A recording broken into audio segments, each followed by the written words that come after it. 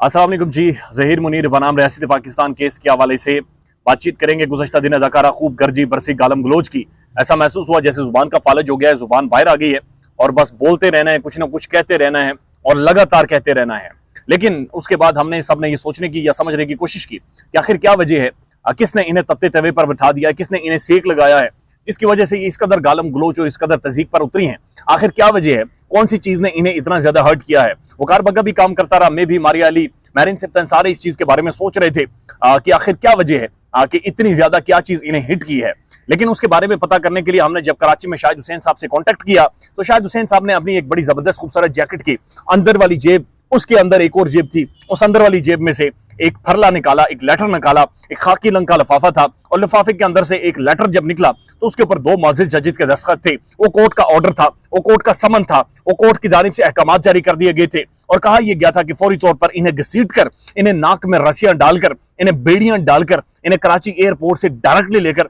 Court के सामने आए, अदालत के सामने पेश करें, जहां पर आकर ये जवाब दे कि इन्होंने कोर्ट के ऑर्डर्स की कंटेम्प्ट क्यों की थी, कोर्ट के फैसलों की तज़दीक क्यों की थी। जहां पर एक तरफ जेठानी, दूसरी तरफ नूरा डॉक्ट्राइन को बिठाकर ये तहफ़्फ़ुज़ महसूस कर रहे थे, लेकिन वो तहफ़्फ़ुज़ जब नहीं रहा, जब नूरा ने अपनी छत खींच ली है, नूरा ने हाथ खींच लिया, जब ये कोर्ट के सामने, अदालत के सामने, कानून के सामने आएंगे तो ये जवाब देंगे। तो अदालत ने इन्हें 16 दिसंबर को बुलाया है। लेकिन इसके साथ साथ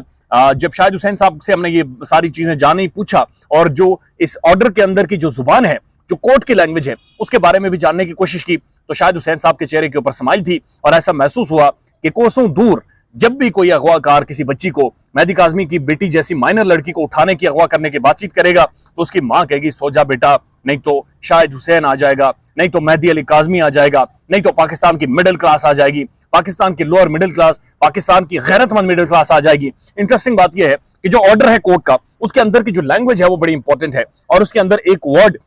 खुसूसी तौर पर इस्तेमाल किया गया है, अलेज्ड कंटेमिनर्स। अलेज्ड कंटेमिनर्स का मतलब यह है कि मुबैना तौर पर जिन्होंने कंटेम्प्ट की है, और अदालत अगर इसको सुनने जा रही है तो इसका मतलब यह है कि कंटेम्प्ट हुई है। इसका मतलब यह है कि इन्होंने जिस तरह से गुज़श्ता लाइव में अपनी जुबानें बाहर निकालकर तज़दीक की, गालम गलोच की, तत्ता तवा महसूस हुआ, इन्हें सेक लगा और इन्होंने बातचीत की, इसी तरह की गुफ्तगू इन्होंने वहां पर जाकर की थी। उस वक्त भी इनकी जुबानें बाहर निकल आई थी, उस वक्त भी ये गालम गलोच कर रहे थे, लेकिन इन्हें पता नहीं था कि कोई नथ डाल सकता है, कोई रस्सी डाल सकता है, कोई घसीट सकता है। और घसीटने का ये जो सिलसिला है ये बाकायदा से पाकिस्तान की अदालतों ने अब शुरू कर दिया है। यानी इससे पहले हमने एक मिसाल सुनी थी कि हाथों से बांधकर दांतों से खोलना, और हमें इस चीज के बारे में पता नहीं था कि जो लोग हाथों से बांध देते हैं या हाथों से गांठ लगा देते हैं, बाद में वो दांतों से खोलनी पड़ती है, तो इनके ऊपर ये बड़ी सादिक आती है। ये जो मिसाल किसी ने दी थी, किसी इंटेलेक्चुअल ने दी थी कि जनाब जो इन्होंने अपनी जुबान से बांधा था, अपनी जुबान से गांठें लगाई थी, अब वो बाकायदा से अपने दांतों से ये खोलेंगे और बड़ी मुश्किल से खोलेंगे। तो कराची का सफर बहुत जल्द इनका शुरू होने वाला है। मेरी इतलात के मुताबिक